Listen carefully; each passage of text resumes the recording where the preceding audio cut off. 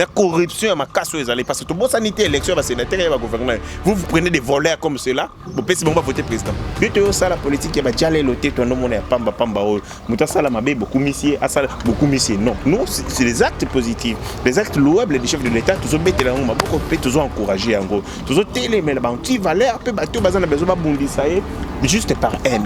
Les collègues régime Moïbi, régime impunité, corruption, kleptocratie, autocoutaki, exonération le coûtant par exemple exonération de gens bazo à l'État, l'argent qui devait être affecté dans les termes d'impôts. Le ministre de l'Intérieur a comblé ma vie douane a nommé la territoriale parce que jusque là territorial les allaient compléter. Vous savez les développements commencent à la base, mais pour développer ils allaient impulser à la base il faut cambi bazala à la base mais cambi wana basalité il y a un vide qui est là pour nanini et là on a mis tout naka pourquoi les candidats n'y sont opposition oh ba kota na kati ya seni ba limo la mungu na kati biloko. Vous avez un problème, l'IDPS a connu un sérieux problème. IDPS est bengisi muto ya tinaka mais c'est Kalamba moi. Mais tant que FC ça a besoin de remplacer Batonae, c'était facile. Alors il y a longo balongo.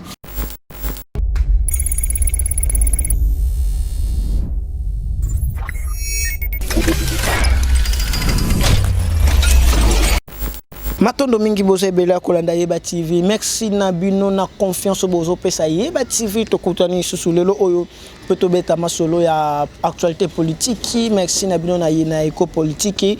Mais qui soit kaza toujours wana ko accompagner biso na musala mala mwaza ko sala. Lelo to yambeli bino na mwana mboka Eriche Ngashi oyo azali communicateur ya le changement yo moko ko se présenter malamu par rapport à ça mais azali Eriche Ngashi azali communicateur wana et l'on est au komeka ko betela lisolo ya conflit ou ezala ki ya compétence ya ko nommer ba administrateur ko nommer ba bourgmestre ko nommer ba na ba domaine belé ezala ki na compétence ya Gilbert Kakonde mais ezala ki moi ba doute belé lelo oyo conseil d'état ba uti ko pesango ko trancher que ko pesa raison na Gilbert Kakonde ezali to komeka ko solango lelo na émission na biso to komeka kolobela par rapport ya guerre wana to kobetela ngoli solo to komeka kolobela lipwa ba propos ya Kabange Numbi to komeka kolobela pe ba propos ya Ngoyi Kansanji to kobeta pe li solo ya désignation ya nouveau candidat na Seni o to komeka kolobela ngo parce que c'est ça singa ki abimisa apesa candidat lisusu mikolo eza koleka déjà to komeka kobeta ngo to koloba enlèvement ezo ko sala na ville province de Kinshasa oyebi ke mikolo enlèvement ezo sala makasi eza to komeka kosolango na insécurité à l'est de la biso ya République démocratique du Congo na ministre sommet au Seigneur qui ko sa ezo salama kuna na l'est et président ya Burundi alobi akoyate selon ministère na ya affaires étrangères ba sandi déjà lettre que akoyate vi agenda na ya vraiment moins chargé et longo nande kuna biso to komeka kosola par rapport ya émission ya lelo mona mboka boni mbote ndeko journaliste na yebite so na massacre kombo na yo hein olobi yango toloba à peu près bien kombo na ngai ezali Héritier Ngashi nazali moko ya ba jeune oyo abundi makasi pona etumba ya démocratie et puis état de droit na mboka oyo nalinga kobeta masolo na ngai te parce que bomo ina ngai eleki ba congolais nyonso te na importance o ezalaka tina ezali Congo eleki ngai bomo ina ngai na tina voilà pourquoi bandeko mususu bazalaka prêt ya kopesa bapesa bomo ina bango pona mboka yo Congo ndenge baninga na biso ba Rosimo Kendi ba Thérèse Kapangala et autres. Donc le Congo est plus grand que nos petites vies. Yangwana nga linga kobeta ba masolo na ngate bandeko bayebi ngai na nzela ya Tandoiki bayebi ba engagement na biso ba bitumbo to bundi même contre ba Gentili Ngobila contre régime ya Kabila ici au Kende. Ça veut dire que nous avons contribué mais à Mokié. Place Tolinga est au commandant de comité, il y a continuer Kobunda en soutenant la vision du président de la République, Otomonaki Kazali, la volonté politique Yamakasi, Oyopé Azali n'a passé historique Yamakasi en termes d'engagement pour le combat démocratique. Donc total, Azali issu de la famille Etienne Tshisekedi qui est cathédrale de la résistance. Tozu eloko mususu tolobi passé historique na bango, mais tolobi aussi dit bilan na bango en termes de combat et engagement. Ce sont des gens qui militaient pour l'état de droit, pour la justice. pour tous nde yango tozo tia mwana mobali wana Félix Tshisekedi maboko amema mboka na biso vers destiné nango. Voyez, nous avons perdu 32 ans un régime ya Mobutu plus 18 ans un régime à Kabila. Ça veut dire sur les 60 ans d'indépendance tu perds 50 ans. Likolo ya bato bazangi vision politique, bato bazangi kozanga bazangi éclairer suffisamment, bazangi une éthique na déontologie politique té. Le aussi président de la République donc ngai côté les mela Félix ezali lokona ndeti ko yibate lokona lingi pour na Congo. Donc je suis dans l'obligation de soutenir ce monsieur pour que Tony bientôt ça la politique va déjà loter ton nom ya pamba pamba o muta sala mabe beaucoup monsieur asala beaucoup monsieur. Non, nous c'est les actes positifs, les actes louables du chef de l'État tous betela ngoma beaucoup peut tous encourager en gros tous télé mais banki valeur peu bato bazana besoin ba bundisa juste par haine, par jalousie, bato bazangi objectivité et puis ceux qui m'a bezali tous koyebisa tous betambela pour que abongisa pour na mbongo na biso. Oui que mon frère on a que le Congo comme seule patrie, comme seule ndako yango. Ce que ziki, ce que baby, tout ça ici ka okendete. Yangwana tozali na obligation que les choses se fassent bien pour l'avenir na biso. Biso avenir de chez Koufa. Pour nous les Congolais parce que venir et Koufa comment? Koufa pourquoi? Parce que voyez-vous tozali dans le contexte moko il y a morosité économique où et tous les indicateurs économiques sont noirs. Indice de développement humain, Otali PIB, Otali produit national PIN, Otali budget na biso. Vous sentez que nous sommes dans un contexte de crise. Il y a makasi les ali makasi ko bakisango sous na coronavirus. Ça veut dire c'est un problème de crise généralisée. Je vais vous donner par exemple moi ndakisamo comme budget o mokonzi mboka o salaki parce que nous avons un exécutif bicéphale, président de la République na premier ministre. Mouto sera comptable et ali premier ministre mouta gérera au quotidien. Mais président de la République na premier ministre mouta définir sa politique il y a nation. Mais mouto sera responsable vis-à-vis du parlement et sa premier ministre pour président Bakoko Longola était pas parlement à cause ya programme naï. Mais budget ba exécuter que bazina makanisi. Budget za tembongo za ndako. Budget za ba prévision o etokozwa. Vous prévoyez que kuna tokozwa 10 000, côté tokozwa 7 000, côté tokozwa tel parce que finance publique va définir ça pas en fonction au bozanango mais en fonction au bokozwa. Donc botier d'abord ba dépense to limito ça la boina boy et après boloki mbongo esika bokotiango. Mais président bazaki na makanisi que to ça la boy ti lelo pendant 8 mois, pendant le mois de janvier tina août, l'État congolais a dépensé 2,6 milliards de dollars. Ça veut dire 2,6 milliards divisé par 8 mois. Après près congolais moko l'État a dépensé pour naï par mois $3. Dites-moi, est-ce que $3 par mois? $3 qu'ils sont rien. Ça veut dire que mboka ezali na mbongo te. Pourquoi mbongo ezali na mbongo te? Likolo ya régime ya moyibi, régime ya impunité, corruption, kleptocratie, autokutaki. Exonération le coûtant par exemple toyebi, exonération de gens bazo yiba mbongo ya l'État. L'argent qui devait être affecté dans les temps, en termes d'impôts, en termes de redevance, et ce qui n'était pourquoi, chaque exonération, il y a le quota, et cet argent allait dans les poches des individus. Donc, on dit, contexte nyoswana, nebiso ba congolais, tozali na mayele, tozali ko dénoncer, tozali ko soutenir, ko pesa la proposition malamu pour que mukonzi mboka asala oyo ezali vision et mission na epona Congo. Ok, merci beaucoup. Tu mets solo ya conflit au ezala qui Gilbert Kakonde le lo automoni conseil d'état et lui comme kano ya couper sa raison et pas Gilbert Kakonde a tranché que par rapport na ko nommer ba nomination ya ba maire, ya ba bourgmestre, ya ba chef d'un secteur et le lo au conseil d'état PC en gros parce que tout le monde qui déjà communiqué mon collègue FCC ba ko sala communiquer ba lobby bien que na ba remettre eza ko sala na ba nomination ya ba secteur ya ba na ba province et que non avant que le VP mais ça il fallait consultation dans quatre na coalition et le oyo tout comment que conseil d'état a eu décision ya ko peut sa raison. Non écoutez moni bande ko ngai par moment bazo sala maseki na monaki débat on est salama ki makasi entre ministre ya intérieur na ministre ya décentralisation. L'éternel ministre, pour être la ministre de décentralisation, dans le Congo, il n'y a que lui où a la capacité, où a tout pour la ministre de décentralisation. C'est quoi les secrets? Pourquoi il y a toujours ministre de décentralisation? Et comme Sarangaï par moment, mais il est ministre de la décentralisation. Au ministère, on est ministère Moko. décentralisation, le ministère des Affaires il y a intérieur, mais il y a un calcul politicien. Pourquoi? Parce qu'il fallait satisfaire tout le monde. Il fallait tout à côté de Djema. Et donc, il y a un Kaboli ministère. Surtout Kaboli, il y a un ministère qui a job description. Ça veut dire misal et linango, compétence nango. Compétence nango, c'est clair.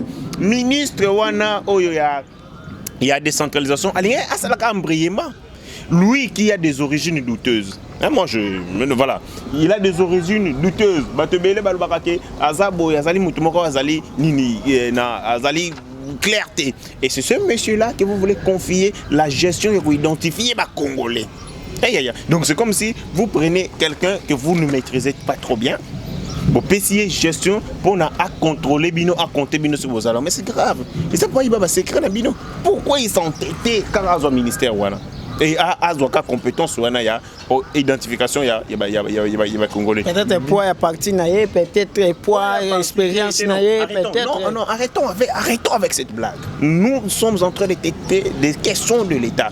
Il faut tout ça sans passion, sans état d'âme. Nous avons la compétence ou comment il faut s'accrocher derrière? Quel est l'intérêt? Sous-jacent, quel est l'intérêt latent? Pourquoi il tient mordicus à son ministère? Moi je trouve que c'était pour des raisons néfastes. Il y a un lélo, tant au Conseil d'État, le ministre de l'Intérieur a saisi le Conseil d'État pour justement clarifier Bango et être clair sur ces litiges. Et sa compétence, n'a été compétence du ministre et à l'Intérieur. Et là, le Conseil d'État venait de donner raison au ministre de l'Intérieur qu'ils ont effectivement la compétence il y a co-organiser le quoi. Vous savez, sous d'autres c'est le ministère de l'Intérieur, parce que le ministre de l'Intérieur c'est le ministre de la territoriale. Azali Moutouko a s'occupe de la sécurité des biens. Les premiers sur le niveau intérieur.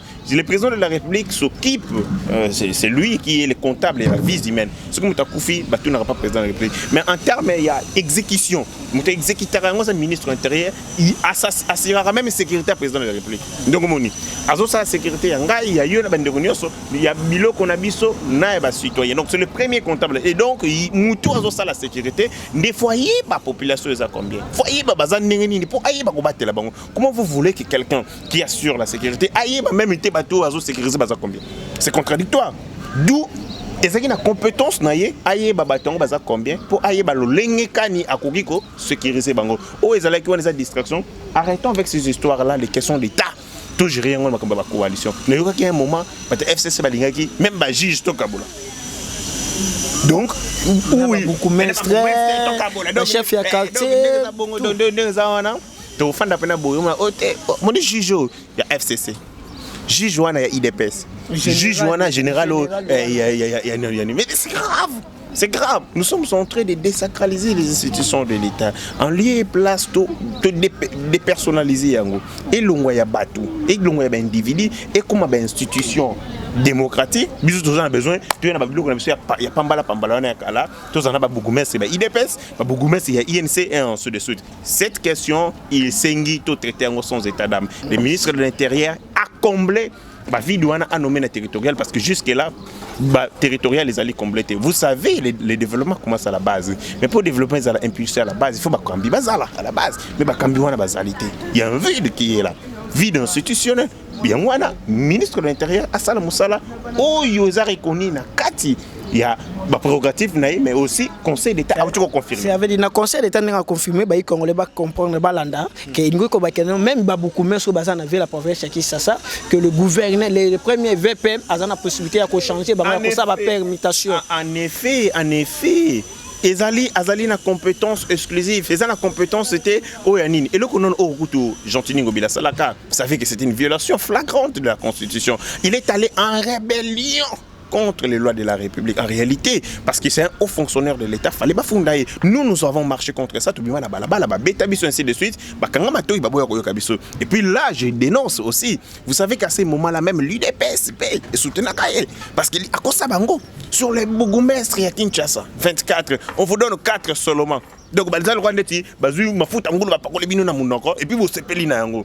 Alors qu'il a violé la constitution. Ministre de l'Intérieur a un droit, il retient de l'ordre sur cette question cette fois-ci en nommant les bourgmestres dans la ville province de Kinshasa parce que ta compétence naie et sa compétence il y a gouverneur il y a ville province de Kinshasa. OK, merci beaucoup Tolobela par rapport il y a désignation il y a nouveau candidat na CENI au Esengela qui CLC appelé ça déjà combo to abimsa des candidats naie pour remplacer Corneille Nanga parce que tu ebi que zala ki bientôt Rosar Malonda marché salami Rosar Malonda ba bimi boye to bima to tamboli biso musana biso ko kende boye bambangu banini mais CLC a lobby qu'il fallait bimsa candidat naie lecture ni nozo sala par rapport il y a nouveau na désignation bani ko luka mutu mususu a remplacer Corneille Nanga. Précision, d'après la loi portant organisation et fonctionnement de la CENI, et allait prévoir que confession religieuse, une société civile plurielle, il faut désigner un candidat na yango. Tant que désigner un candidat na bango, il faut pas désigner trois. Baruta 3 ndengeni moko akuta na ba association oyo ba structure oyo ezali expertise électorale donc ba structure landela makambo ya maponami mususu il faut auta na confession religieuse mususu il faut auta na ba mouvement ya basi ba mouvement féministe ainsi de suite ba mouvement oyo défendre ba droit ya bana basi muni ndenge ezali 3 sikoyo makati ya loi il est prévu que candidat président de la CENI il faut la désigner na o ba bengi structure ba bengi confession religieuse donc na 4 misa tona confession religieuse ntobim ça pourquoi les législateurs alinga kezala bongo c'est parce que to pesa ka banganga ya nzambe minimum ya crédit minimum ya confiance parce que bazouana bazali bato bazoko baza appelé de la part de Dieu bazali na déontologie bazali na honneur bazali ba vertu morale bazali ba valeur morale ndi ngona législateur alobaka ke bango bazala kabi mais oyo bato wana basali banganga nzambe soni ya libo soni ya nini na nini na nini yango soni na nini soni comme pas possible. Les gens qui devaient être des modèles, des repères en termes de valeurs sociétales, ce sont des gens, des chiches, des médiocres, des petits messieurs. On dit des belles ça la matin Mikolo. Moi je ne fais pas des débats d'individus. Oh, Afundi Muninga, oh, Baliaka 200 000 par Kabila. Oh, après ça, ils allaient tel d'elle. Tribalisme côté. On a aussi un allusion na serviteur de Dieu au tout comme on a des tolo bakle biso to ngara de nile sorti ko lo bakalier boy parce que to bon sous même pasteur Sony na même na makambu ya église va ba quitter et ba bloquer tout guerre wana. Donc ce genre là ils a congloméré ba aventuriers. Ces hommes de Dieu sont des aventuriers. Décevoir biso plus que je ne sais pas comment on a le bango. Les politiques oui.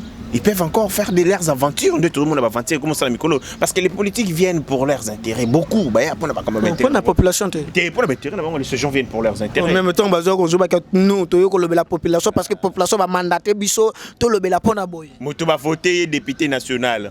Il habitait Matete. A payé palais à comme refanda na lingua là. À qui même population voter. Quelqu'un qui habitait Massina va voter na Tchango. Il est devenu député national. Akimi a son minda dans ma campagne. Le numéro de téléphone a changé. La première des choses, Akimi n'a pas voté qui. Alors arrêtez ces histoires. Ces gens ne viennent pas en politique pour défendre le peuple. Et ça a un slogan pour nous sabatou. Bazoba peuple, bamona peuple zoba. Bazela tanga l'élection, ba yesu na discours wana. Peuple to pour nous défendre pour nous. Ce que vous pouvez pouvoir Bakimi 5 ans. Donc je reviens à ce que je disais. Basali Nzambe basali Soni Yamakasi. Élection. Oh, et Salamara 2006, Nganga Nzambe, Batanganga Nzambe, Basala Yango, et Salara Nani Sango. Au Binding et Salamara, Yami Balé, oh, il y a 2011. Au Binding et Salamara, Moussali Nzambe, proclama résultat dans un char de combat, dans un char de combat. Vous imaginez, char de combat. Yami Sato, Eutio Salama, Oyo, Nanenge Yamabe, où on a des députés nommés. Pas nommé député Bataliboya, pas nommé. On dit Lelo, FCC a la majorité factice. Majorité mécanique, les hommes de Dieu nous ont déçus. Pour cette fois-ci, totika makambo ba homme de Dieu wana parce que na ba homme de Dieu na biso to saka ndenge moko parce que tant le but totika bongo c'est ozozong salikani sikena proposition na ngina lobelo boy proposition na yo que ozali kolinga ko référer que ndenge mutu moko politique moko tsiko lo bakena bazwa mini bazwa seni wana elongwa na candidat président c'est-à-dire que ba congolais ba votaka sous président ba pesa ngora na assemblée nationale. Non, ça c'est une connerie. Non, je ne partage pas cet avis. Nous avons proposé en termes anini et ça là présidium. Présidium, ça veut dire où vous allez gérer un collège. Tout vous allez avoir égalité, vous allez avoir compétence même si vous avez une spécialité na yene loko mo ça la même chose vous allez président, maintenant un présidium en charge de telles questions. Ou de telles questions. Pourquoi? Pour nanini et là on a mis tout na. Pourquoi les candidats n'y sont opposition?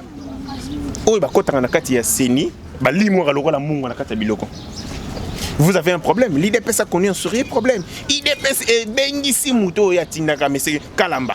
Kalamba moi. Mais tant que FC a besoin de remplacer Batonae, c'était facile. Mais l'IDPS pourquoi? Parce que déjà des règles où ils ont régir organisation, il y a structure wana ezali et malamuté faut tout clarté na kati ya biloko wana. Pourquoi les présidents azalana autorité makasi kolega batunyo so aikrazaka bango d'où il faut présidium batutu bazalana égalité mais bazala tâche belé pour que ton FC satini mutunae IDPS satini mutunae l'amour atini mutunae tel atini mutunae. Donc on a la possibilité que batuna va se contrôler mutuellement. Et puis le comme sous tout ça ngambé belé photo ça la réforme ya malonga. Pourquoi le député basala cumule il y a pas poste. Quelqu'un qui est député national, député provincial, il est ministre, il est ceci. Il faut dans la loi par exemple définir ceux qui ont allé député national ou bien député, mutu fazo siège na yo, ceux qui bandé tu va remplacer yo, il faut que ça soit la personne oyo na liste na yo abima qui dernier. Je vous donne un exemple. Bien dans le système il y a caution. Il y a caution, ça veut dire que batiaka batu Alexa batu msusu ceux qui va calculer net va tali siège et les sièges pour atteindre quotient électoral et ça a 8000 voix. Mutako kité. Bako otala na kati ya liste na yo ya parti. Mutu nini o azana sima na yo azana ba voix pebele. Ndeti ozangi na 2000. Mutuza yo zana 5000, mutuza zo 3000, mutuza 2000. Basangi si ba voix na bino mi balé yo bimi député. Mais muto anyoka mi pona yo. Muto oyo basaleli be fort ne pas bisi mi solo ne pendant la campagne électorale. Azui 2000 voix na yo. C'est ni épais yango yo. Mais muto on ne fa bénéficier, muto on ne faut automatiquement ça la suppléer na yo. Au cas que yo rezalate ya remplacer. Mais pourquoi besoin basi? Baba Kango lokola mwana wana ya nani gouverneur na 400 moi un jour je l'ai vu à d'autres même français botanga té député dernier et ne sait même pas lire. Pourquoi ba commissaire député? C'est parce que papa na yé ou employé place à Rosabato Babundi a 8 mois na côté na kata liste yé donc ba nommé na fonction mususu donc accueilli sénateur hein il est parti sénateur parti à sénateur poste na yé à député provincial à Kasai après si yango mona na. Cet enfant qui ne sait même pas lire, à un niveau tarolobani pour les Congolais. Vous voyez le problème? Les hommes réforment, on a des photos salaires, là on a kati yaseni pour que un jour éthique makambouane qu'on peut ça avantage trop na famille politique comme ma famille et ça makamba likopa. Politique il faut les ala makambuya engagement. Aux engagement, aux yeux locaux. Aux engagement té aux yeux le côté. OK, Matondo Mingi enlèvement na ville la province à Kinshasa. Pour la likambo yaseni na lobby. Et là, on a besoin, il faudrait qu'on donne cette structure na moto azali na intégrité. Il faut tout chaque critère à ma casse. Intégrité, moralité, ou azana ba valeur. Mutaza muyibi, mutaza mettre ba cop. Bongo ça malonda, ça intégrité, ça malonda, ça na ba valeur. Non, Gloronsar malonda, moi je ne le connais pas trop bien. Je n'ai même pas besoin, je fais pas la fixation sur sa personne, mais je sais procédure où est ça qui va désigner ça qui m'a bien. Ils ont procédure irrégulière. Procédure irrégulière. La loi prévoit ceci. Je n'ai pas un article. Et il faut désigner un candidat. Il faut désigner 20 candidats. Pas la confession religieuse. L'Assemblée nationale, ndé mutarosala la tomba réunir basali o babenga entérinement donc bazotala yoza tel et puis ba lobité qu'il faut ba entériner ka président il faut ba entériner bureau. Vous comprenez? Mais dans le contexte de Salamaki, il y a un président. so moi mon so bureau il me vice président c'est Nico Nena omoni qui moyibi place c'est ça la manki basali fraude pour aller ça Ronsard Malonga alors que le peuple était né neto télémela qui biso to boyer pas tout ba boyer même Satan boyer Malonda même Satan je vous dis tout le monde a refusé Malonda tout le monde yo mon qui va marcher IDP c'est boyer Malonda FCC INC nini ba tout sauf que tout cas FCC mo qui on entendait au Kangama na ti lelo le président de la République a dit Ronsard Malonda a conjugué au passé donc comment muté a passé donc fait une page net au Qatar on to ni on to kina makam susu maintenant mingi sécurité moi c'est gono lo belaka par rapport wana parce que toujours qui est petit à petit insécurité na ville la province ya Kinshasa toujours mona ba enlèvement moko zo sala ma grave même biso yo déjà musa na biso to zala ka déjà non na ba keba mikolo sous ce comme même mutu ka keti mais aussi le temps que to zali na gouverneur aussi le temps que to zali na général Sylvain Kasongo et tozali na ba service belé tozomona naso ke na ba victoire wana phénomène ba bureau de nazo ba service bozonga na victoire côté à Vodacom ba ça sera ba photo ba kanga ba photo minute et ba bureau de bazongi susu wana ba ça la susu ba place wana service boyebi ka biso bolanda biso to sengi na service bozonga na victoire na coin wana côté ba teka ba manga bani ba kanga photo ba ta ba kanga ba photo minute wana ba bureau les places des activités ba bureau de ba komi wana lisusu phénomène wana ezongi makasi au lieu que ba bureau de wana ba sala service ya kokende ko sala sécurité pour na ba lèvement ba sala ngote mais kaka ba okanga ba saki o tota no soza na munduki okolo belani par rapport à phénomène o ya ba enlèvement. En réalité les problèmes de l'insécurité il y a ville province de Kinshasa c'est un problème global. Sur Zali Mukondi, il faut ce qu'on appelle vision. Parce qu'un chef, c'est celui qui sait concevoir les choses, anticiper. Ah, tu as un gouverneur millionnaire. Ça, millionnaire, c'est milliardaire. Ya André et sommet. Il a volé beaucoup d'argent de l'État congolais, a pillé la caisse de l'État. Je vais vous donner un exemple. Vous savez que ce garçon, ce monsieur a fait ce qu'on appelle, j'ai oublié les termes économiques, il a pris les recettes, nantissement des recettes publiques. Ça veut dire à quel point on a une banque. Oh non, il y a le gouvernement congolais, il y a le gouvernement provincial, il y a Kéi, biso ce qu'on a passé na biso bambongo ya impôt et consort. Oui, mais c'est ce qu'il fait. Il a fait le nantissement des recettes publiques de l'État. Je vais revenir à ce que nous sommes en train de dire, tonton. Il y a un aïe, insécurité qui ça, il faut bâtir peinture. Toté ba peinture à jaune, partout. Bâtir ma peinture. Soyez sans insécurité, c'est un problème global, il faut mailler les Ezala. Je vous donne ma proposition. Ma proposition. Il y a l'Ibosso, tu as un problème, il y a budget, il y a moyen, oh, bah, ça n'a pas service de sécurité, notamment la police l'armée. Je vais vous dire, dans la rubrique, il y a l'État. En termes, il y a budget pour l'amélioration des conditions de vie des policiers et des militaires. C'est 0,05%. Dites-moi, on vous donne 0,05%. Il y a budget. Il faut doter la police des moyens. Ça veut dire logistique ya malonga. Politiciens, mais ce sont des colons, beaucoup sont des colons, il faut faire des réformes. Ce sont des gens qui n'ont pas étudié, ils n'ont pas de bagages. Ce sont des voyous, dans la police, comment vous préférez Missoussou, master, il faut faire des réformes. Il faut doter la police des moyens logistiques, des moyens financiers. Mouto Bopessier 100 000, 200 000. Abimi Djemé Zali qui a possibilité à 1 million, ça va beaucoup. Il y aura ça beaucoup. Non, il faut lui donner des moyens. Pour qu'il y ait la conscience de la Congo. L'ANER a des problèmes. Il y a l'ANER, il y a beaucoup d'argent de l'ANER. Mais ce gens-là de l'ANER, comment vous savez? Oh, bah, tu l'as dit, Kala, et ça l'a retracassé bateau. Avec Félix Tshisekedi dans le bar, il y a un cachot secret. Il y aura ce cachot secret, il y aura des mais ce gens-là continuent à faire de la tracasserie. Bureau de Zongi, bureau de la victoire et Zongi. Renseignement, c'est un service d'intelligence. Ils ont un service d'anticipation. Et fouille n'a pas d'information. Et qui n'a pas la récolte d'informations. Il y a un peu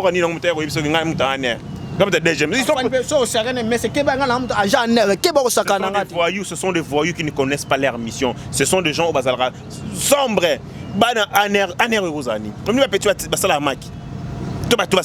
C'est pas être un agent de l'ANR. Tout le monde a payé. Avant Nina Siré na héros, mais c'est lui, c'est un agent de l'ANR. Il a des informations. Agent de service de renseignement. On s'est présenté. Service de renseignement. Parce que là, service d'intelligence, service à mon Lili. Ça sont des voyous qu'on a ramassés, je ne sais où. Par contre, c'est bon, on a service, ma fouta mine bien. Et ainsi de suite. Beaucoup sont des petits des partis politiques. Ça, je le dénonce. Petit Bela PPRD, petit Bela PPRD, on a un. Ah bon? Oui, petit Bela PPRD, on a un. On a ça au boulot. On a un. Bon, on doit savoir la tracasserie na inikin. Tu vois, moi, je suis étudiant. L'inikin, la scène étudiant, l'inikin.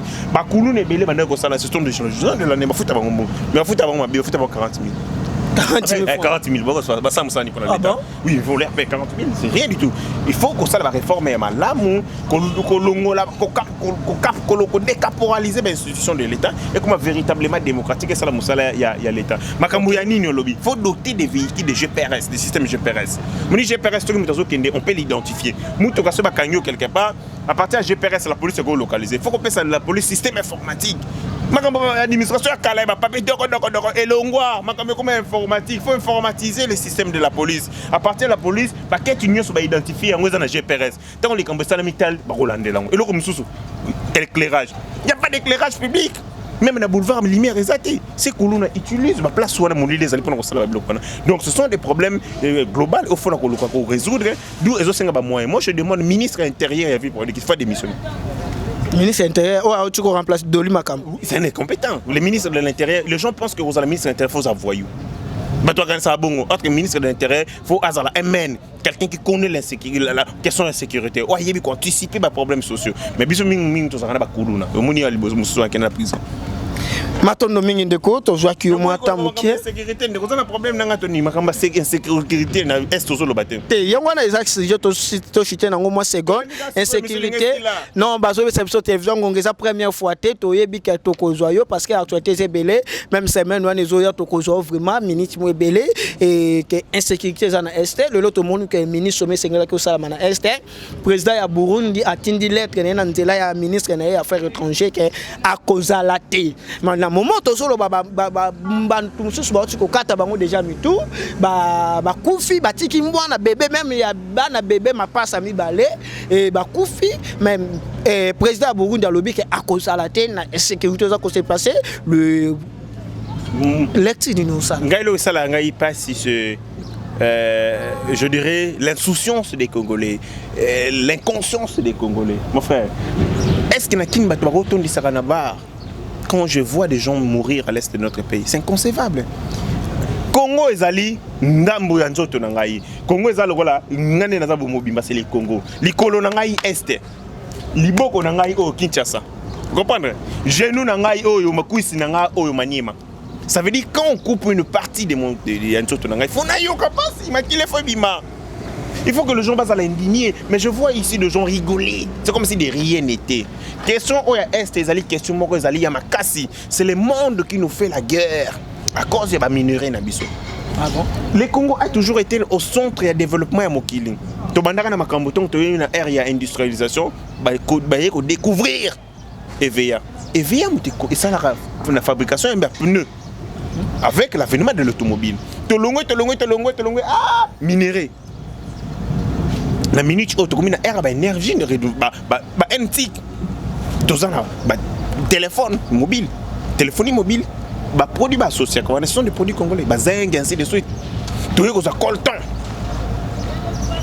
On a une guerre nucléaire, on a armes nucléaires, ainsi de suite. Ça veut dire que le Congo est au centre du monde.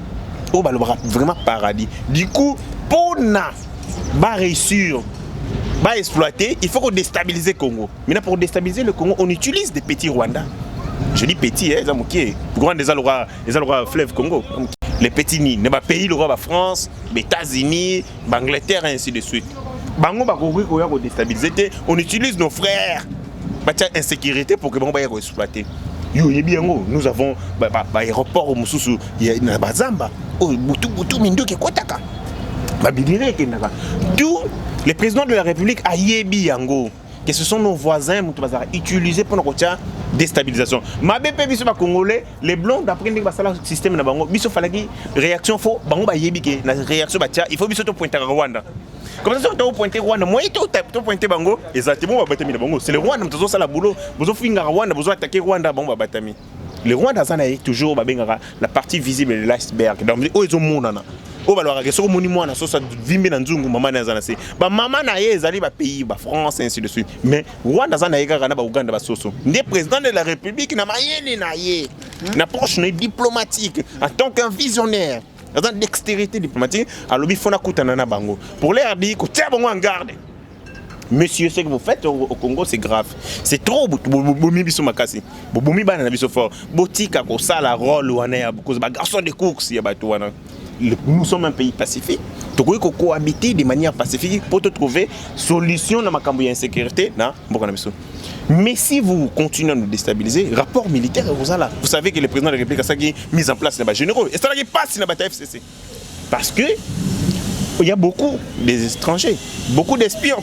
Tous ont infiltré, belé. Après 120, une centaine de généraux au bazar étrangers. Bazar quand armé na biso. Bazar commander la région, commander la zone. D'où le président de la République a fait la réforme. Ils ont permis bango. Ils ont nommé Batuyasika pour que Azal n'a même mise sur l'armée parce que l'armée a compétence na yé. Il est le commandant suprême des forces armées. Il veut mettre de l'ordre dans ces secteurs-là. Surtout aussi armée Makasi, Rwanda Golobate. Parce que si le Rwanda nous menace, c'est parce que nous avons une armée faible, une armée infiltrée, une armée pauvre, une armée qui n'est pas nourrie. vous donnez quelqu'un $100, vous payez Munduki. Vous êtes sûr que vous avec dignité? Maintenant, mingi message ni loko ko pesa na bayi congolais siko 30 secondes pour au bauti kolando le première fois nous na Yeba TV matondo mingi na ndengo ndima ki invitation na biso to je vraiment message ni loko ko pesa na bayi congolais. Moi ce que je demande au peuple congolais na yebisi bango ba faire foi na président de la République. Tous à la solidarité pour to bondisa moninga munguna. Munguna c'est quoi? C'est le chômage. Munguna c'est la pauvreté. Munguna ezali maladie. Munguna le système anti-valeur aux Alliés na Congo, au régime précédent na biso et qui en place comme mode de gestion, corruption, trafic d'influence et ainsi de suite. Tout bundi sabanguna, mais tout bundi sabongo au travers les présidents de la République où ils ont incarné véritablement ma valeur. Je dis à mon frère Ngoïka Sandji, où ils gouverneur, ils ancien gouverneur, est-ce que vous allez député, ils allez quand vous aurez ba makanisi ya mabe ou mboka na nini, ba lingi ba komisa makambuto sala la élection, ba député provinciaux nationaux. Ça dit, parlementaire va voter à président de la République. Mais c'est grave. Parce que ça a avant 1960, alors que droit civique, les droits politiques, ce sont des droits progressistes. Ce sont des droits progressistes et ils ont racimaté et avancent. Un pays comme le nôtre, la corruption ma casse parce que tout bon sanité, élection, sénateur et gouverneur. Vous prenez des voleurs comme cela, vous pouvez voter président. Beaucoup de gens qui ont Kolanda Biso, to yamba qui nabino azaki héritier comme on héritier. Merci beaucoup Nenga Ndima qui invitation na Biso. Première fois les kana Yeba TV et beaucoup banda Kolanda na kat na Yeba TV quand que to na besoin na ye. Après ça ka likanisi na ye parce que ba jeune ya beaucoup mona ba jeune baza ko lobela pour intérêt à mboka na biso to zape na posa que no ba jeunesse peut ba place na ba poste clé na gouvernement za koya na ba élection za koya et vous allez vraiment et le comment ko ya bien mai qui soit kazaki na sima caméra HD Condé les grands réalisateurs et Rabi Mukoko Abigail DG Chadra qui équipe Mumba Yeba TV botu kala toujours côté peut brancher na ba programme Yeba TV beaucoup za jamais dessus. Merci.